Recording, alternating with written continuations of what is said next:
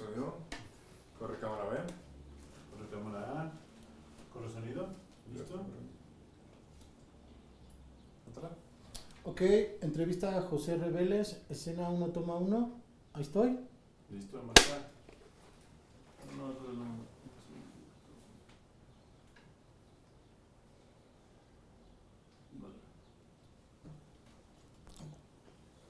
Maestro Reveles, buenas tardes.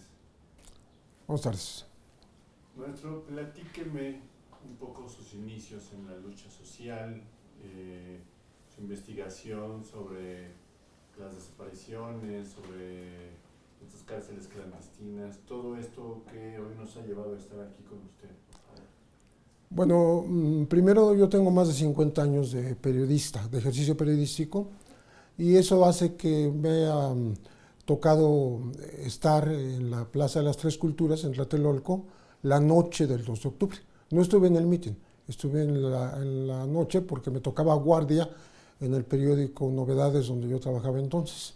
Y también me permitió 3 años después estar de principio a fin en todo el tema del halconazo, el 10 de junio, el jueves de Corpus, 10 de junio de 1971.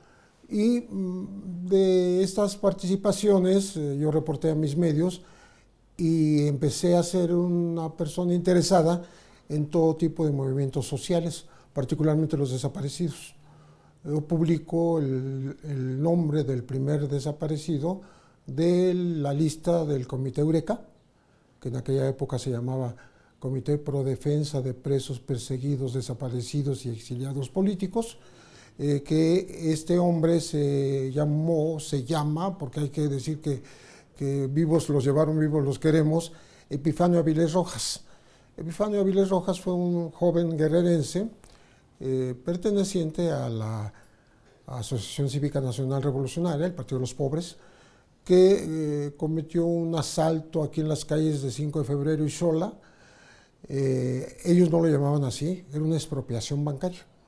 Venía en camino el jefe de la policía, Renato Vega, papá del que fue luego gobernador de Sinaloa, y le transmitieron que había un atraco bancario y se acercó con su escolta al lugar y fue recibido a balazos. Recibió un par de balazos en el estómago, fue a dar al hospital de Joco, allá en el sur, pero inmediatamente hubo persecución en contra de los participantes de esta expropiación bancaria, y entre ellos Epifanio Avilés Rojas, quien fue encontrado por el ejército en Guerrero. Se lo llevaron, se dijo ahí que al campo militar número 1, lo llevaron en un avión, pero el ejército emitió un boletín que decía que Epifanio Avilés Rojas, es guerrillero, había sido abatido en un enfrentamiento con los soldados. Sin embargo, la autoridad municipal dijo no, se lo llevó, no dijo no, digo, por su parte, diferente información, otro boletín, dijo que lo habían subido a un avión y se lo habían llevado al campo militar número 1, en la Ciudad de México, o en las afueras de la Ciudad de México.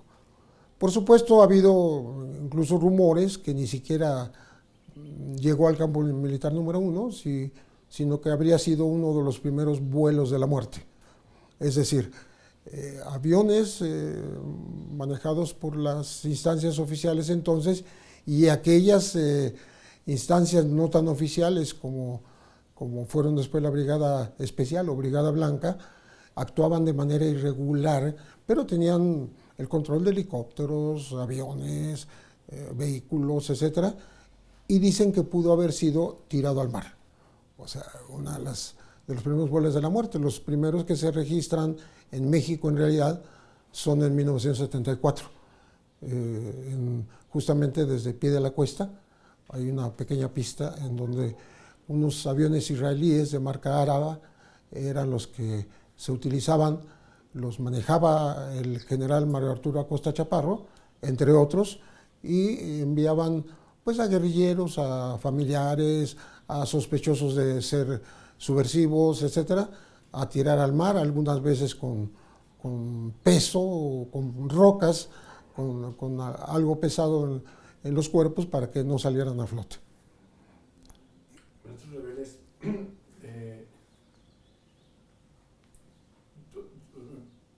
hablando del primer desaparecido, empieza desde el 68 o un poco antes una era de represión en México hasta la actualidad.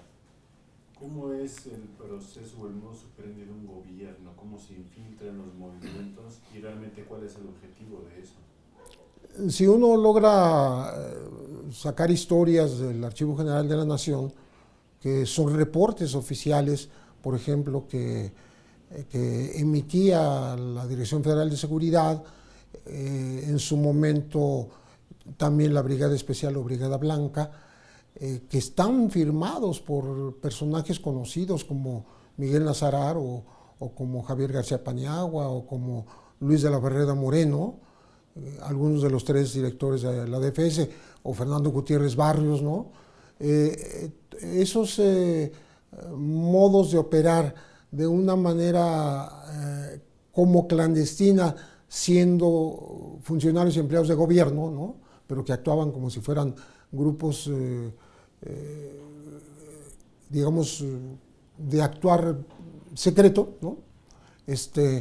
Esos tenían permiso para todo, para buscar a gente, para torturarla, para encarcelarla, para retenerla durante meses, para matar también.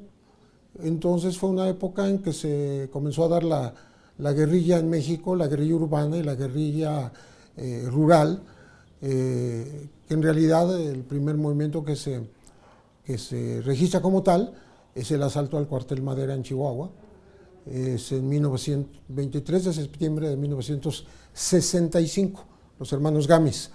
Pero después surgen varios grupos guerrilleros, decenas de grupos, que a su vez fundan la Liga Comunista 23 de septiembre, en conmemoración de aquel asalto al cuartel de Madera. Entonces ahí se forma un grupo mucho más numeroso de gente armada que actúa en las ciudades y en el campo y que es perseguida a muerte, en lo que se llamó la llamada Guerra Sucia, ¿no? Empezaron a ser perseguidos y aniquilados, o sea que siempre terminaron en enfrentamientos con la autoridad, enfrentamientos armados. Entonces ahí se da también el tema de los desaparecidos, como este que estábamos mencionando de Epifanio Viles Rojas, pero posteriormente varios integrantes de lo que se llamaron los grupos guerrilleros fueron desaparecidos. Es decir, una práctica que se dio en las dictaduras militares latinoamericanas, la desaparición forzada, pero que México, sin ser una dictadura militar, supuestamente con elecciones, democracia, candidatos y con elecciones de la gente en las urnas, también tenía estas prácticas represivas que correspondían a la misma época. ¿En qué momento una persona se vuelve peligrosa para el gobierno y empieza a ser estudiada o buscada o perseguida? Bueno, particularmente si realmente participa en algún movimiento armado, pues participa también en atracos bancarios o expropiaciones, en secuestros, se dieron muchos secuestros de alto impacto con bastante dinero de rescate para poder, digamos, sostener esta lucha. O sea, necesitan armas, necesitan movilización, necesitan casas de seguridad, ¿no? Todo eso implica dinero y pues están dedicados a la guerrilla, entonces no están trabajando, no están produciendo dinero de otra manera. Entonces de esa manera se subvencionaban, ¿no? Hay entonces el seguimiento de la autoridad, quienes participaron en tal acto, en tal asalto, a los correos se usaba mucho también, a las oficinas de telégrafos, a nóminas de trabajadores, y todo eso era perseguido por la autoridad, solamente que con una gran violencia. Es decir, no había como la intención de detener a esos muchachos o someterlos a juicio en un proceso ante un juez. No, era liquidarlos, ¿no? Y para eso se fundó la Brigada Especial, la Brigada Blanca, que tenían permiso para matar gente.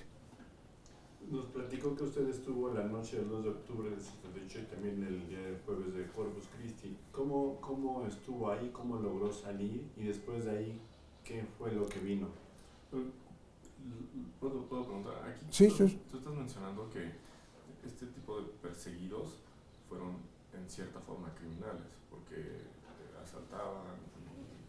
Sí, pero Secuestraban. no eran, no iban a matar, ¿no? Muchas veces solamente amagaban con las armas. Ajá.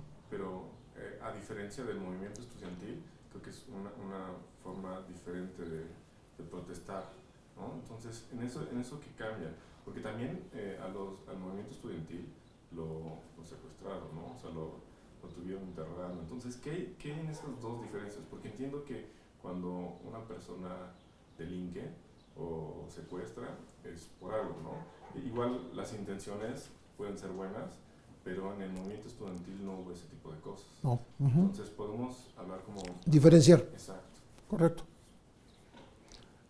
Bien, me tocó estar la noche del 2 de octubre en Tlatelolco porque yo tenía guardia en el periódico y por tanto en esa ocasión pues estaba cansado. Yo hacía además una síntesis informativa a las 5 de la mañana. Entonces iba a trabajar de 9 a 3 de la noche, 9 de la noche a 3 de la madrugada, y pues yo sabía que me tenía que ir al día siguiente a hacer la ciencia a las 5. Entonces dormí una siesta y cuando iba rumbo al periódico me enteré de la masacre del 2 de octubre e inmediatamente mi jefe me mandó a cubrir esta información con esta advertencia: y no me traigas ni un solo muerto si no tienes el nombre, si no le metiste los dedos en las heridas, o sea, si no tocaste su sangre. Esa fue la orden. Estaba exagerando, por supuesto, pero me tocó estar en la noche lluviosa del 2 de octubre viendo cómo los militares estaban cargando con lonas verdes a camiones de redilas militares lo que parecían cuerpos a lo lejos, porque no se podía uno acercar porque estaban con las armas, que nos metieron al auto para no dejarnos avanzar. De tal manera que de lejos logré ver esto en la noche, pero yo traía esa instrucción precisa de mi jefe de información. Y por tanto, los 14 cadáveres que yo reporté y que están documentados en fotografías de la época fueron la portada del diario, de la revista Por Esto, que después se transformó en Por Qué. Estaban en la delegación, en la plancha, el servicio médico forense de la delegación, eran 14 cuerpos exactamente. Jóvenes, mujeres embarazadas, la jovencita que fue muy famosa, Regina, porque tenía un culto como alguien del más allá. Hay un libro sobre ella, ahí estaba, parecía recién bañadita, estaba limpiecita, no se le veía sangre. Entonces supongo que los tiros los tenía por la espalda, porque no ibas a mover un cuerpo, ¿no? Pero lo que quiero recalcar que yo vi fue todos los cráneos hundidos, o sea, balas expansivas que tocaban el cuerpo y te dejaban el cuero cabelludo embarrado encima de la cabeza, ¿no? Entonces eso sí lo reporté, las 14 personas que estaban ahí. Y lo que yo vi ahí en las afueras de los edificios, sobre la calle del Lerdo, que le conté en alguna ocasión al que fue fiscal especial en contra de los delitos del pasado, la FEMOSP, la famosa FEMOSP, que fue el doctor Ignacio Carrillo Prieto. Yo le dije, fíjate que yo vi esto, y también le platiqué, después me salto un poco al 71, le platiqué cómo a los halcones yo los vi actuar antes del 71, exactamente el 4 de diciembre del 70, porque hubo una manifestación en el Politécnico por ayuda textil, por, no sé, en apoyo a obreros que estaban en huelga, y también festejando el triunfo de la Unidad Popular en Chile. Es decir, cuando asciende este grupo que encabezó Salvador Allende, pero en 1970. De tal manera que también le platiqué de qué manera actuaron, cómo llegaron con sus varas de kendo en formación perfecta a golpear a todos los que podían, ¿no?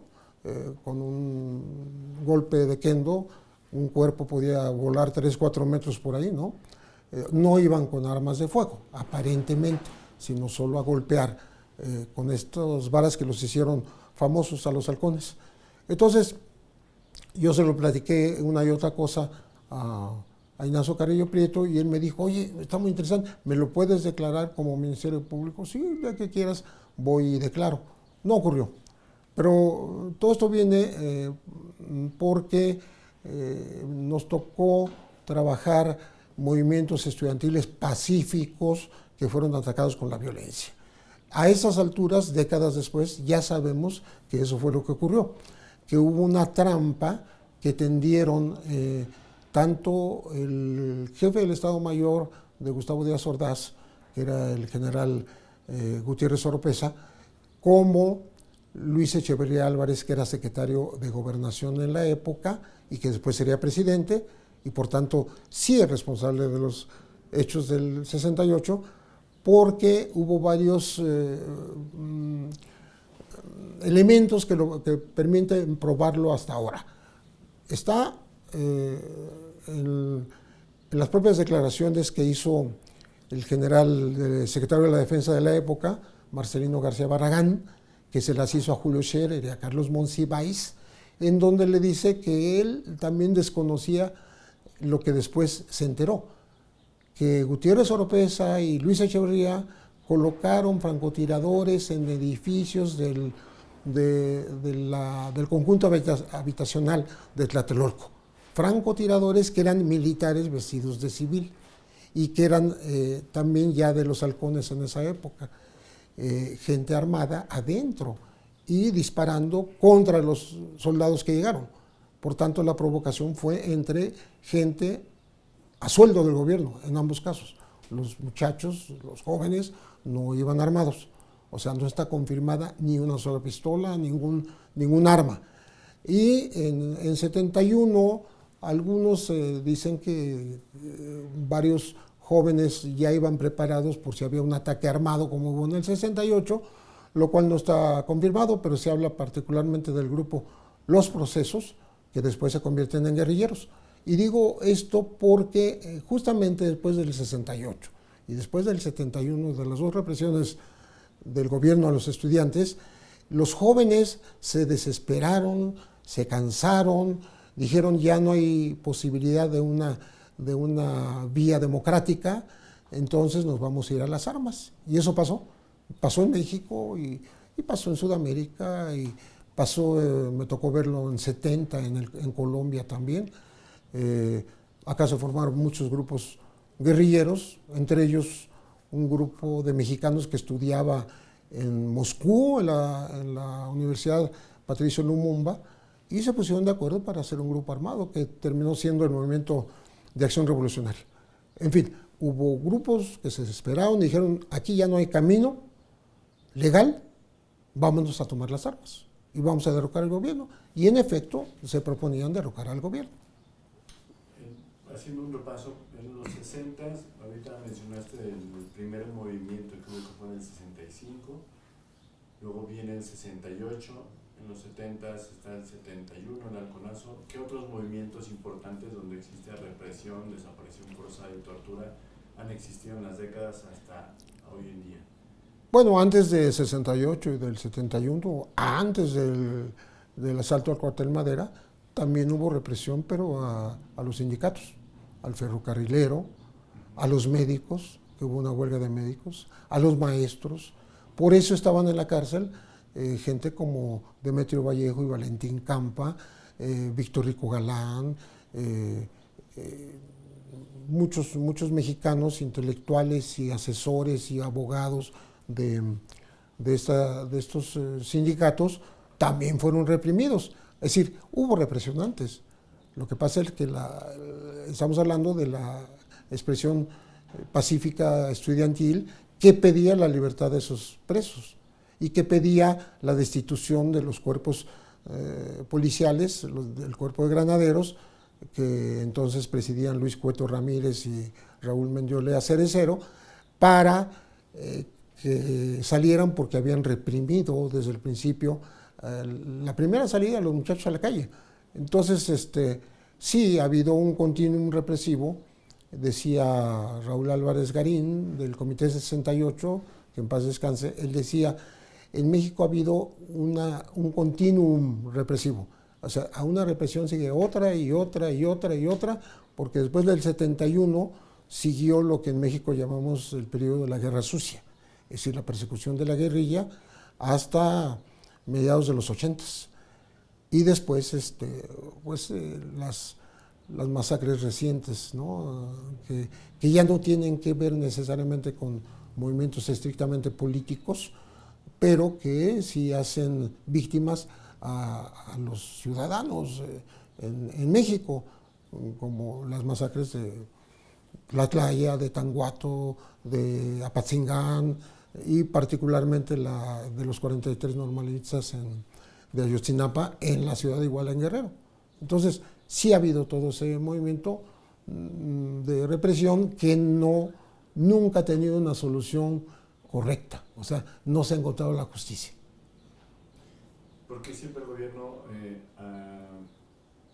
ese es su modus operandi, por qué siempre a los movimientos va y reprime? ¿Por qué ese es el accionar de una república que se dice democrática?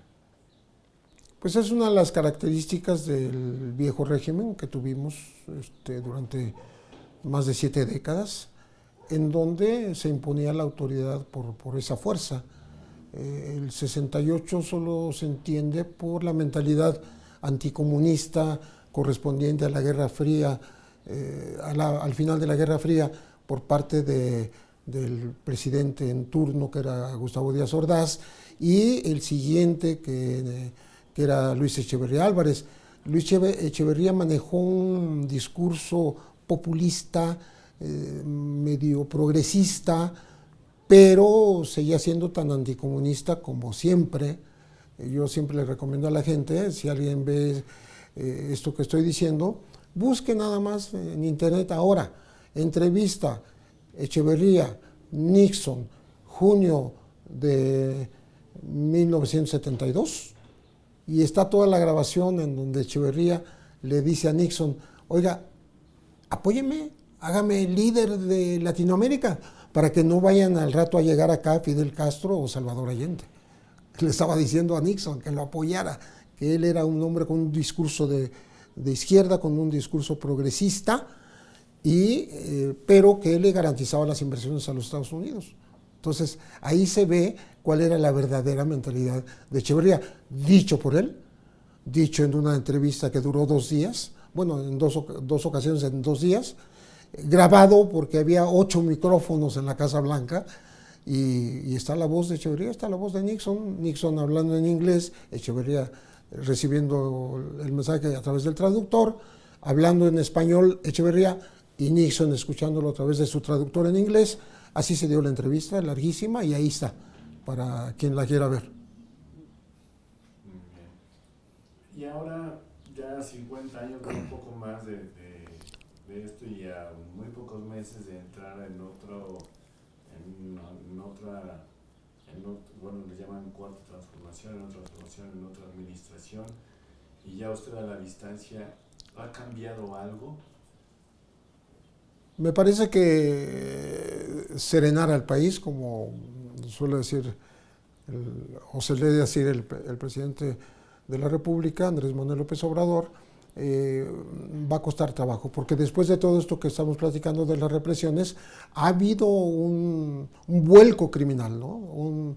Una catástrofe de violencia, de muchas violencias que nos cruzan durante todos estos años, atribuidas por el gobierno a la delincuencia organizada y al narcotráfico, pero que en realidad obedece a una especie de conflicto armado no declarado, que comenzó pues a finales del siglo pasado, tengo entendido yo, con Ernesto Zedillo como presidente, ya haciendo ensayos de meter a la milicia en temas de seguridad, pero que prosiguió en tiempos de Fox, tiempos de Felipe Calderón, en tiempos de Enrique Peña Nieto, y bueno, que ahora se le quiere revertir, pero no está tan fácil.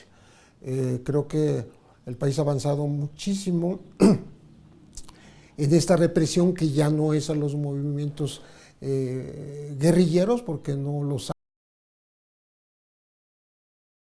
no es un conflicto como el de Colombia, donde sí hubo una guerrilla con toma territorial incluso durante 5 décadas.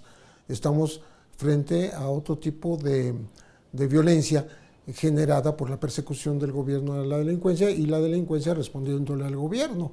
Entonces,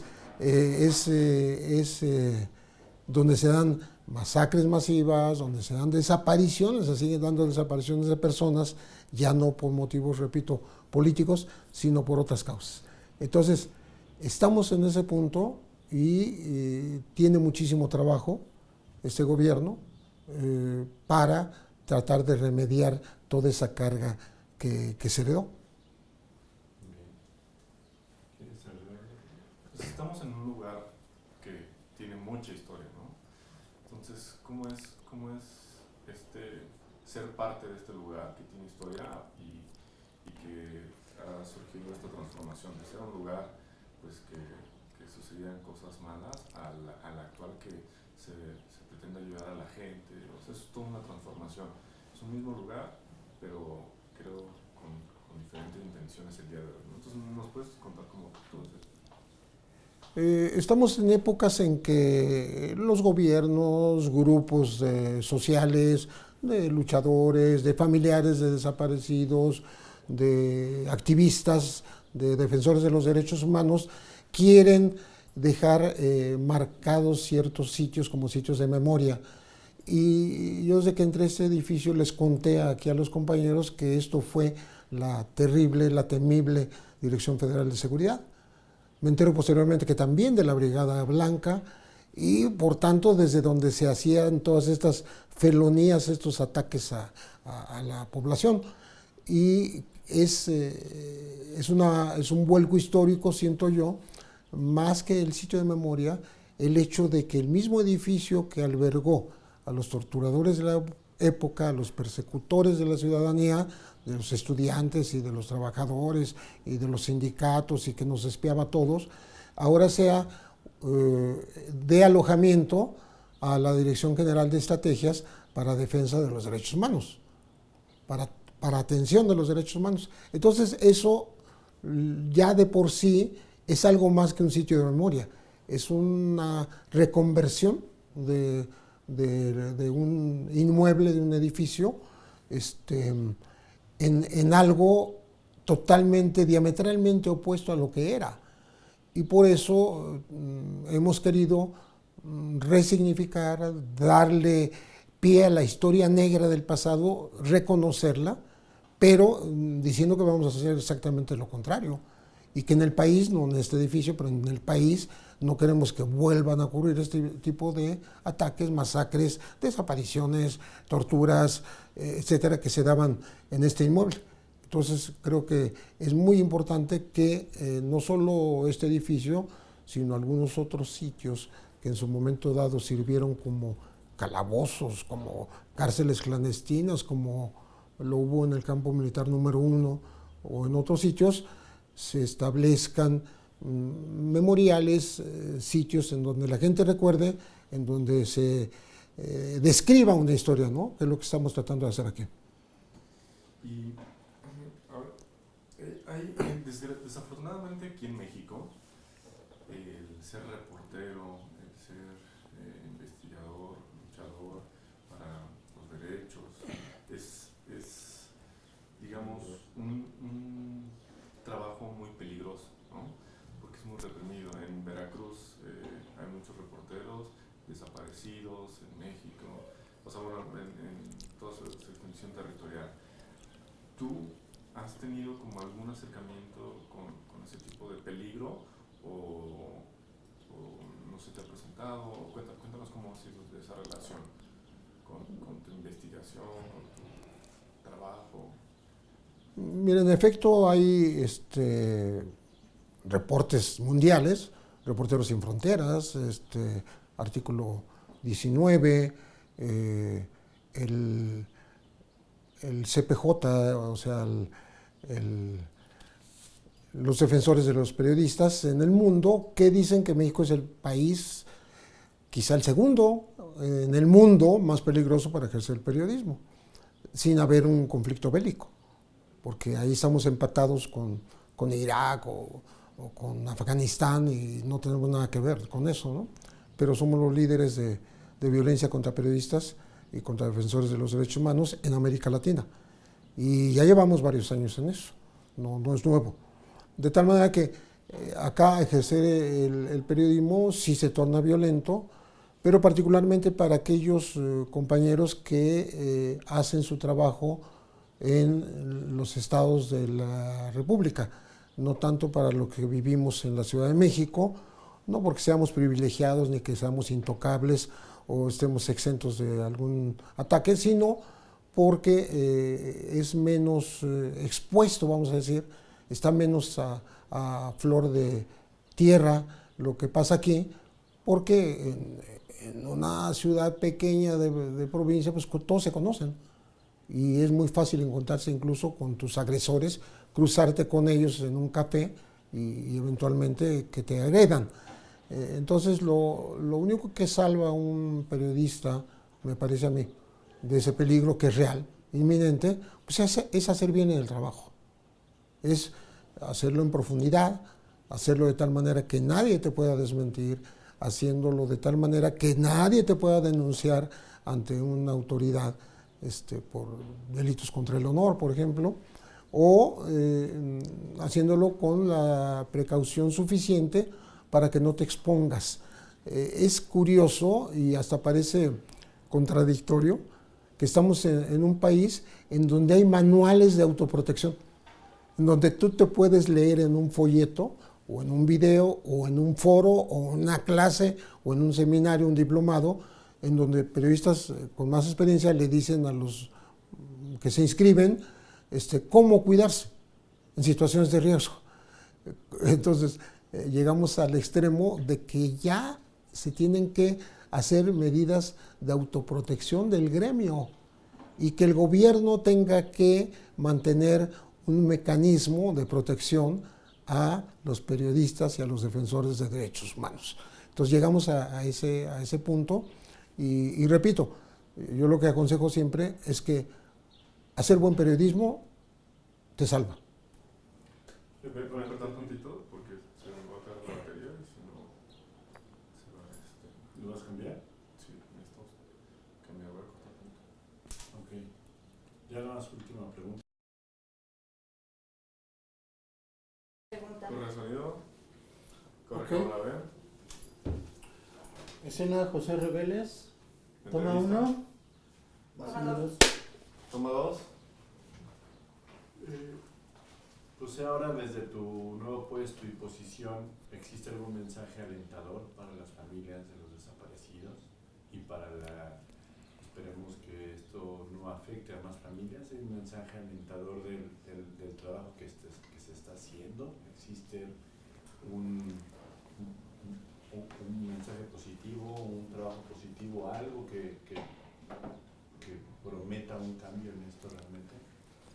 Mira, como su nombre lo dice, esta Dirección General de Estrategias para la Atención de Derechos Humanos tiene precisamente como función hacer un clasificado de los peores delitos que se cometen en este país, pero cruzarlos transversalmente con una estrategia que nos lleve a algún lugar, no a tontas y locas, sino diseñando maneras de remediar tanto la trata de personas como los feminicidios, como las desapariciones, como los ataques a los migrantes, como la discriminación en contra de niños, niñas y adolescentes, o a los grupos que tienen algún problema de discapacidad, la no discriminación. Todo eso se aborda en este edificio con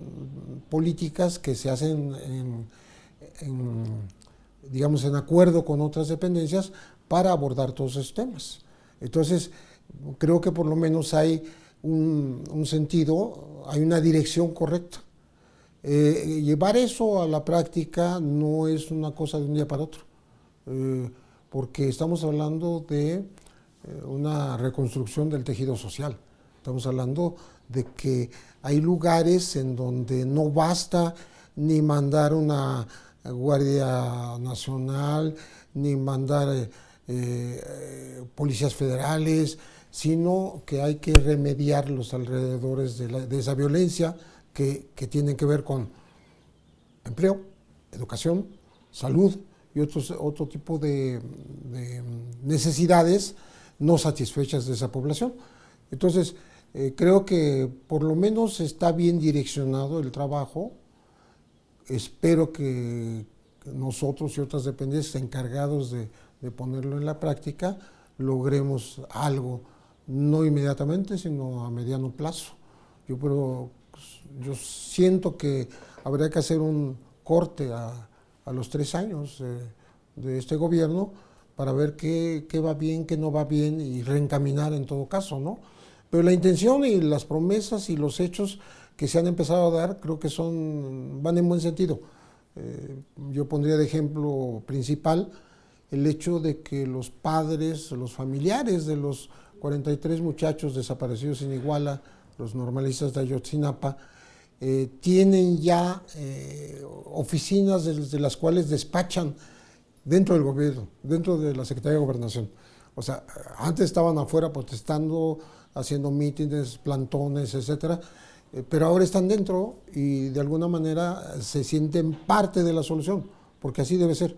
O sea, parte de la solución de los problemas de violencia y las múltiples victimizaciones es que los afectados que puedan participar lo hagan y con autoridades que ellos sientan de buena fe, porque vean que están actuando de buena fe. Eso es lo que yo veo como un camino a construir.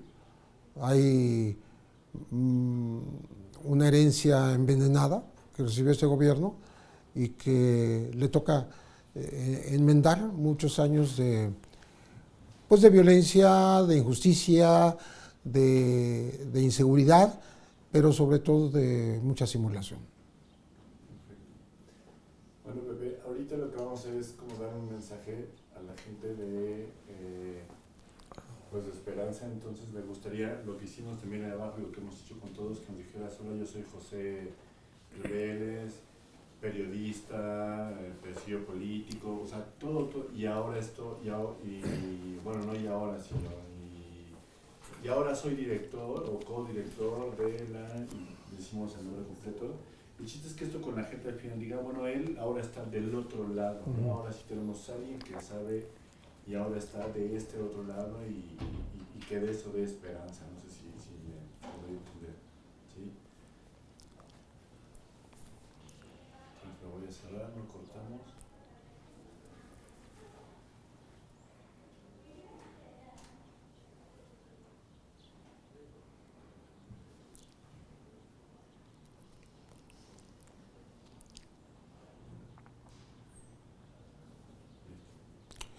Soy José Reveles, soy un periodista de hace más de 50 años de ejercicio.